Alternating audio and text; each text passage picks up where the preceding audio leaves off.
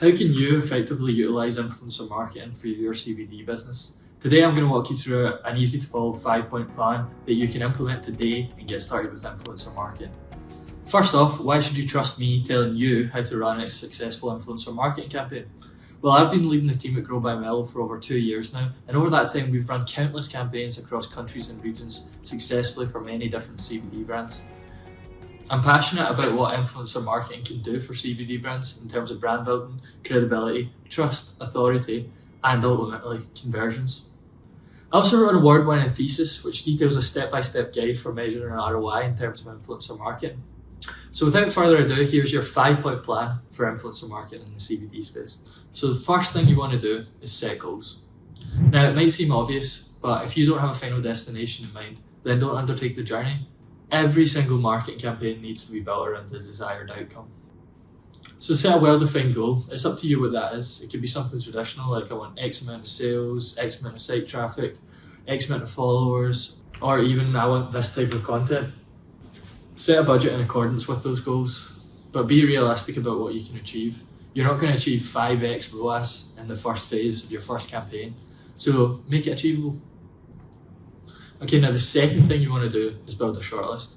You want to gather up as much information as possible on potential creators and categorise them in some way. That could be by follower count, by niche that they're into, or by anything at all that you think will help you out.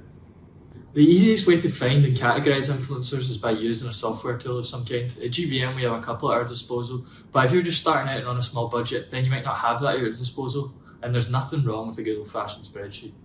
Now when you're actually on TikTok, Instagram, or whatever platform you've chosen to use for your campaign, you've got to be really careful about how you look for creators. Not everyone's credible. I've previously worked with influencers in the fashion industry, for example, which is a lot simpler. Someone sees a dress that they like on a creator that they like and they go and buy it.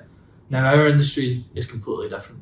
With CBD you need to build authority and trust, so you need a creator that has authority and trust with their audience. Remember that you're promoting something that most people don't have much knowledge about, so you need to look for a creator that has real trust and authority in their niche. You can do this by performing a simple sentiment analysis, looking at their likes and comments and making sure that people are engaged with their content. And when they are engaged, are they asking them questions? Have they previously promoted a health and wellness product? These are things that you should look for. It might take a while to master sentiment analysis, but once you do, you'll be spending those marketing pennies a lot more wisely. Now, number 3 on your 5-point plan is you want to test niches, or at least categories. Now, as a brand owner or a marketeer, you probably know your audience really well. You've got to think about that when you're choosing influencers too. Who will my brand connect with? That's super important. Grow by Mellow have a couple different analytical tools at their disposal to work out things like location data and demographics, but you might not have that available, and that's okay. Your sentiment analysis from the previous steps should help out. So like I said, in phase 1 you want to choose just a couple different niches with a small group of creators and test those out. Okay, the 4th thing you want to do is reach out. This isn't as easy as it sounds.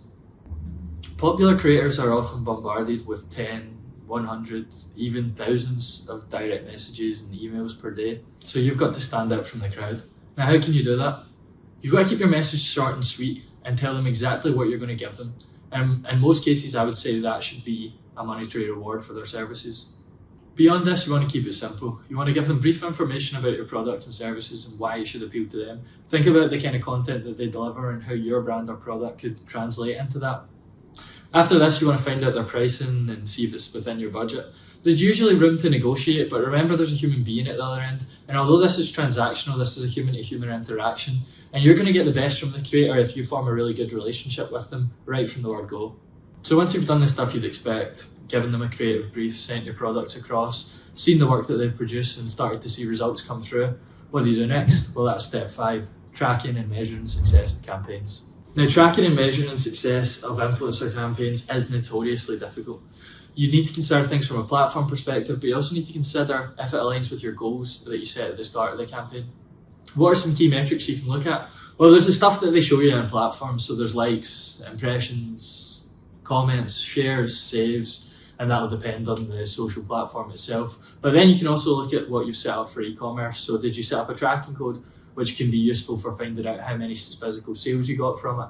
I find that if you're just starting out, the easiest way to measure success in terms of sales is to just add a tracking code for each creator into your e-commerce backend. This will show the sales that have come directly from each creator.